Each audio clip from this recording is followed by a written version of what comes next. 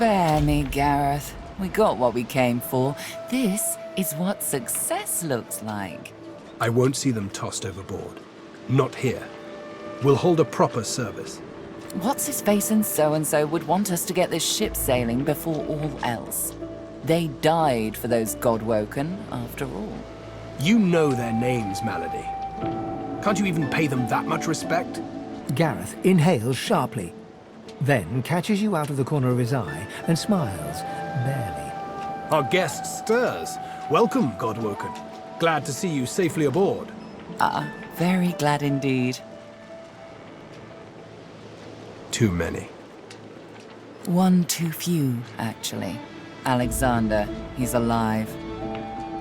Apparently didn't hit hard enough. He's in the hold below decks. Unconscious, but alive. Question him. Someone has been hunting your kind, and Alexander fancies himself the only Godwoken worthy of ascending. As far as we know, you may even be the last still alive. If Alexander is guilty, he'll face justice. Yes, we certainly had better, but the ship won't move. She's mute. We need to free her tongue. This is barbarous magic. Expedient magic, actually. The ship is made of live wood. It has the spirit of an elven ancestor tree within it. It seems Dallas has found a way to bind that spirit to her. That means only she can control it. Unless we can find a way to break the bond. The Seekers, the survivors of us, have been combing the ship from bow to rudder. It hasn't been easy. This place is laced with dark magic. These Seekers have such a limited skill set. We lost a man in the search. Malady might not appreciate that, but I do. And I hope you do too. I'm sure the Godwoken will be able to get the ship moving. They kind of like to feel useful, don't they? It's your best that'll save us all.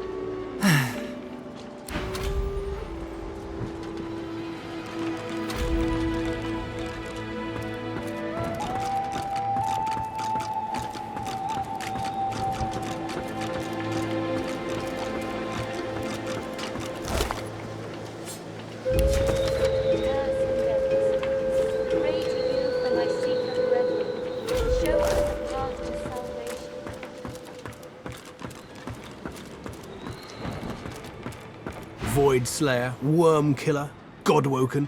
You have many names. Let's add ship's captain to the list once we get this thing moving, shall we? I won't let the fallen be forgotten. I'd be no better than Dallas, no better than Alexander, if I just tossed their remains into the sea. To think that whelp spawned from greatness. He deserves no better fate than his silent monks. All this blood. Children ripped from families. Seekers ripped from me.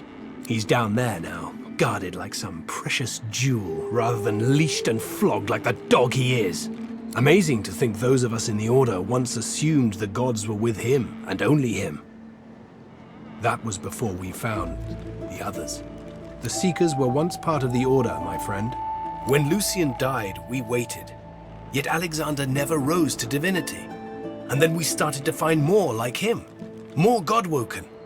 And we weren't the only ones looking. A killer had marked them too. The Seekers were born. We found Godwoken, housed them, fed them. I loved them like family. I was naive. But let's leave the past in the past and reach for what's ahead. She's not exactly a Seeker. She's not exactly an elf either. Half demon, Meister Siva says, and I don't doubt it. I don't know how Siva came to know her, but Malady's a proper ally. She's not easy to like, but there are times I admire her coldness. Gareth fingers the hilt of his blade. He stares at nothing in particular before turning his gaze back to you. Driftwood, of course. Little fishing village. Not very welcoming, but you'll brighten it up, I'm sure. Got family near there. Not the adventuring types. For the best, really. Meister Siva's there too. My leader. Our leader. She held the Seekers together when we had every reason to fall apart. Think of her as a teacher. The powers of the Seven stir in you. She'll reveal them to you. Show you how to manipulate them. Keep Lucian close, Godwoken.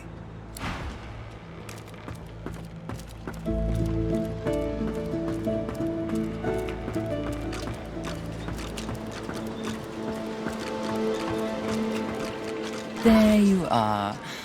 I was just thinking of you.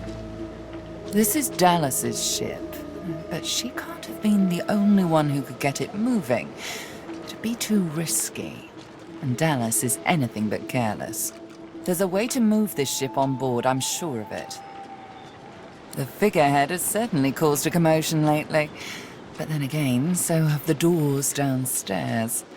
Everywhere you look, a hunk of wood looking to incinerate or stymie you. You'd be surprised.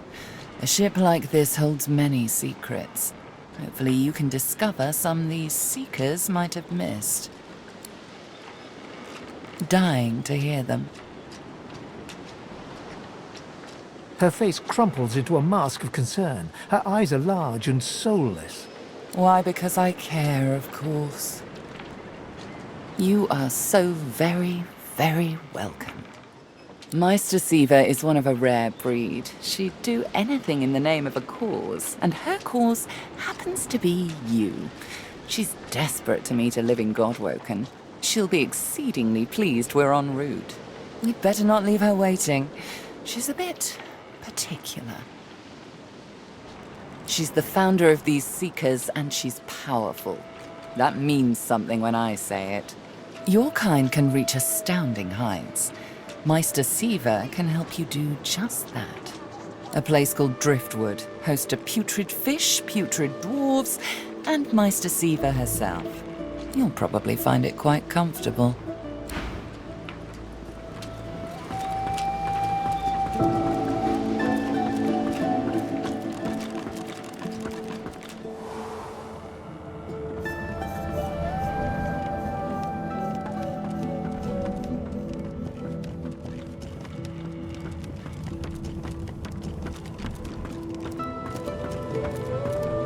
I was just getting used to this seafaring life.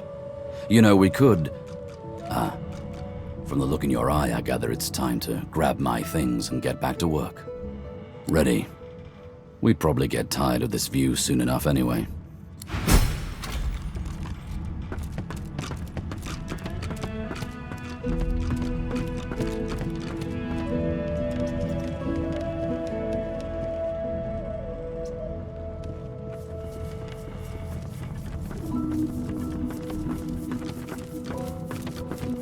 I must say, you may not be an eternal, but you are certainly not as temporary as many of your fellows.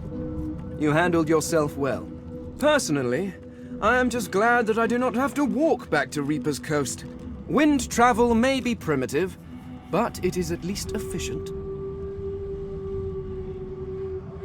Is there not enough reason to speed away? If you must know, there is an excavation site at the Black Pits on Reaper's Coast. I go to seek answers. The only treasure worth digging for. Knowledge. I was investigating a site where several artifacts of my people have been found. Some were even intact. Alas, I was not the only one there. Those red-robed idiots were scurrying about too, trampling precious clues under their ignorant boots. They caught me when I failed to correctly respond to their questions, and dragged me here. Still, it's good to be on the move again. They simply asked me what I was doing there, and I simply told them to be gone from my lands. I may have used the phrase pathetic mortals. Come to think of it, I may have used it several times. Damn fools. The faster we leave them behind, the happier I shall be. Is that so? Well, perhaps we could find an arrangement that benefits us both. I need to travel to the Black Pits oil field near Reaper's Coast. But my attempts at staying under the cover have not gone well to date. Given how well you handled yourself in Fort Joy, I rather think you could be of use. And I am certainly useful to you. So, how about it? I travel with you and aid you in your various chores and tasks, while you help me to remain incognito. Very well. Let's be off.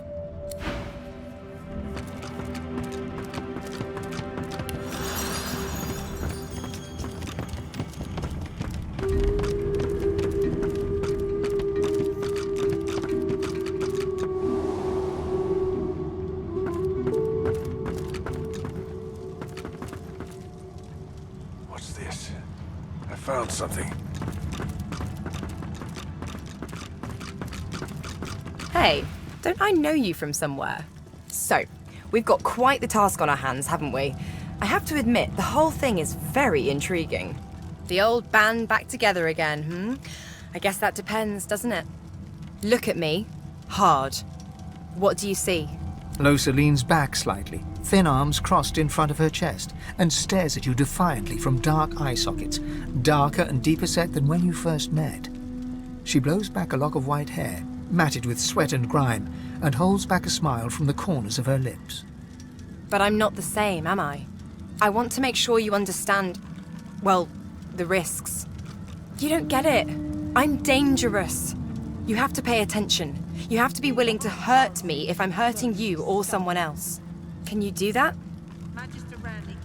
Do I ever? Still sore from that one. At the time, I wanted you to defend me. I didn't realize how bad things had gotten. I know better now. Something like that happens again, you do what needs to be done. Deal? Well, all right then. She pinches your cheek, a sparkle in her dim grey eyes. I knew I could count on you to murder me in a pinch. Let's go, Chief. The end of a rope, not locked up in here. The Seeker flexes her arms stiffly. Her joints audibly pop. She sees you draw near. I owe you, Godwoken. Without your help, I'd likely still be a prisoner around here, not guarding Alexander the bloody divine himself. She nods her thanks and immediately winces, laying her hand on the back of her neck. We're a big bloody target on our backs. We took their leader and their flagship. The Hammer won't stand for that. She'll be hunting for us. The Seeker throws a toxic look at the imprisoned Magister. Hardly. She's just some deckhand. If it were up to me, I'd tie her to the main mast and use her for arrow practice. But Malady wants her alive for now. I wish. No, the Magisters kept me chained to the bulkhead.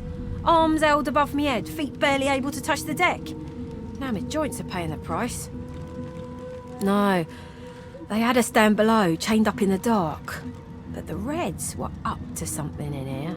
Maybe it was just the lack of food and rest playing tricks, but I swear I heard chanting and horrible moaning coming from here.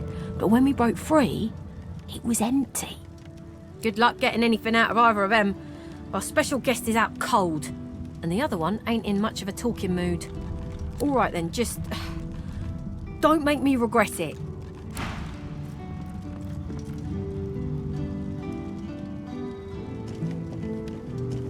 I'll keep an eye on the Red until the cage is locked again. Get away from him, sorcerer. That's the divine. All right. Don't harm him. I'll be watching. Ifan grabs you by the sleeve, not hard, but insistent. Let me work on him. I've got questions that need answers. Answers I can only get from him. Ifan approaches Alexander, who lies flat on a bare wire cot. Though unconscious, Alexander's eyes are only half closed. His swollen jaw hangs open at an odd angle. Ifan grabs him by the jaw and shakes, violently. Alexander's face contorts with agony and his eyes flutter, yet he doesn't return to consciousness. Why did you trigger the death fog before the elves had a chance to escape? Why? Why? No matter how loud Ifan shouts his questions, there is no response from the unconscious Alexander. He reaches his arm back, and you realize he intends to punch Alexander in the face. Ifan's fist connects with Alexander's cheekbone, and you hear the stomach-curdling crack of bone. Blood streams from Alexander's nose, yet he stirs not at all. Without a word, Ifan strides away. Bishop Alexander lies supine on a bare wire cot. Though unconscious, his eyes are only half closed. His swollen jaw hangs open at an odd angle. Bruises swell beneath his eyes, and a shallow gash zigzags from his right ear down to his beardless cheek. Unconscious, he looks more boy than Bishop. Someone has wiped the Bishop's hands clean and folded them neatly over his abdomen. They rise and fall in shallow, jagged swells. A beautiful six-sided gem rests on the Bishop's chest, hung round his neck by an ordinary oiled rope. The gem sits heavily in your pouch.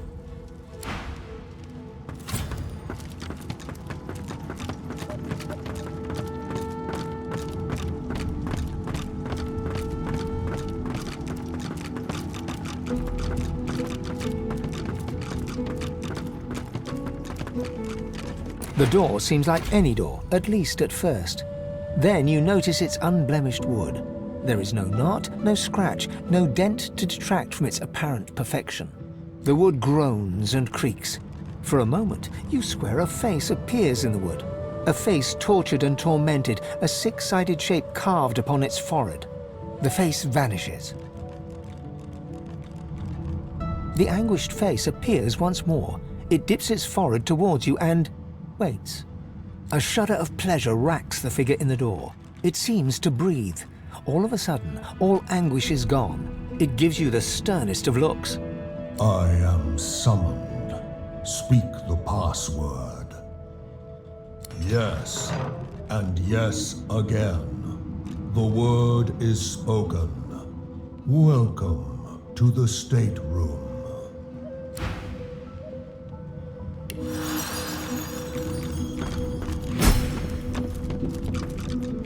Just one more moment, please. He clicks together two halves of some type of gauntlet sitting in his lap and turns his full attention to you.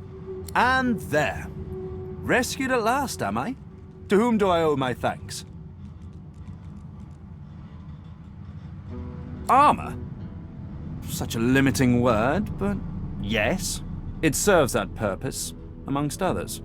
Dallas has been keeping me prisoner here, but I try to keep working on my own projects when I can. Dallas took a particular interest in me and my skills. I'm an expert in healing, crafting, and more arcane practices. She kept me here to do her bidding, until you took her flagship from right under her nose, it seems. Oh, yes. And she could be a most cruel mistress, I'm sad to report. He extends his arm and pushes up the sleeve. Beneath, the skin is withered and discolored, as if it were magically decayed.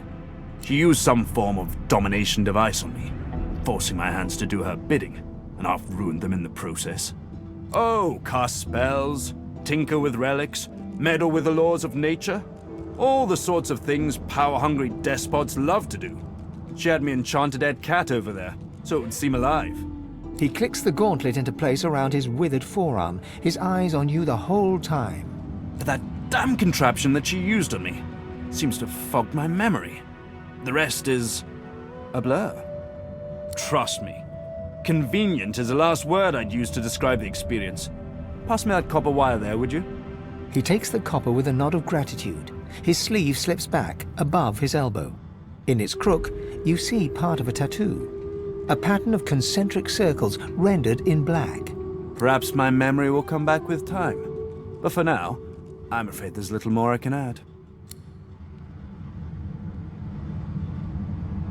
Dallas didn't tell me anything if she could avoid it. But I did overhear her practicing an ancient lizard dialect. Significant, perhaps, don't you think?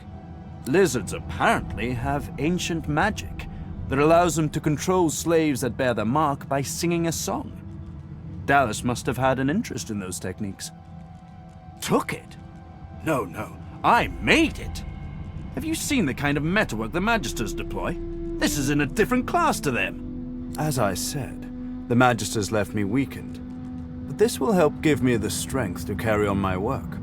Despite what she did to me, I can't help but admire the woman a little. She's unwavering. She will break before she bends.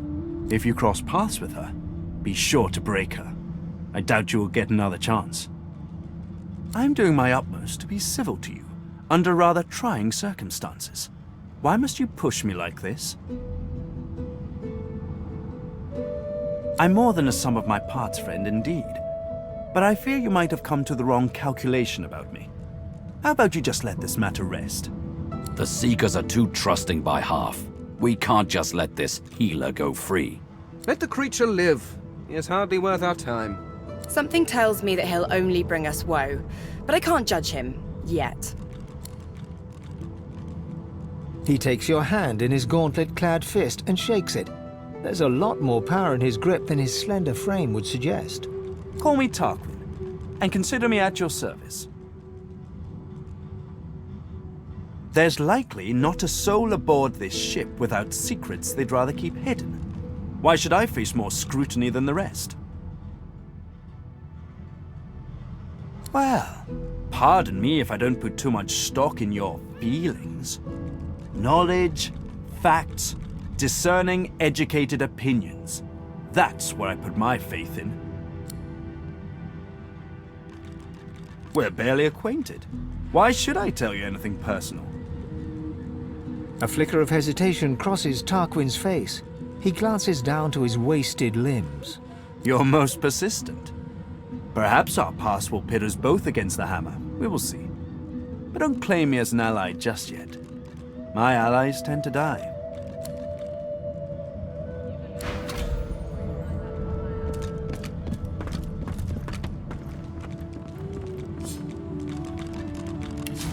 What script is this? Whatever it is, it appears to be written in verse. Show us the way forward. Deliver us from peril. Don't go any further, Godwoken. We need you alive. That's right, Godwoken. Another Seeker is dead, so you might live long enough to face your destiny. I hope Malady is right about you. She glances over towards a smouldering pile of ash on the deck nearby. Something is nestled within it. Fragments of scorched bone.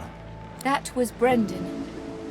When the ship wouldn't answer my call, he touched the figurehead, and it attacked him, without warning. He burned, like he was made of parchment. Her eyes flick over to the smouldering ashes once again, her head held at a despondent angle. Thank you. We were held captive together, on this ship. He kept my spirits up. Now he's dead. Nothing. The ship is live wood, that much is clear. But I couldn't communicate with it. The Magisters must have done something, warped it somehow. I just don't know what. She sighs. I know. Just be careful.